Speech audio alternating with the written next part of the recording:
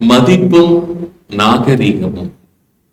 மதிப்பும் நாகரீகமும் அப்படின்னா மற்றவர்கள் நம்மை மதிக்கணும் என்பதோ அதுக்காக நாகரீகமா நாம மாறணும் என்பது அல்லங்க.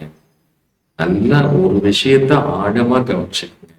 நீங்கள் மற்றவரிடம் காட்டுகின்ற மதிப்பும் கொடுக்கின்ற மரியாதை தான் நீங்கள் நாகரிகமானவர் என்பதற்கான அடையாளமே அதுதான். நாம் வெளிக்காட்டுவதில் அல்ல மதிப்பும் நாகரிகமும், நாம் கொடுப்பதில் தான் இருக்கு மதிப்பு. அது கிடைப்பதில் தான் இருக்கு நீங்க நாகரிகமான மனிதன் என்பது.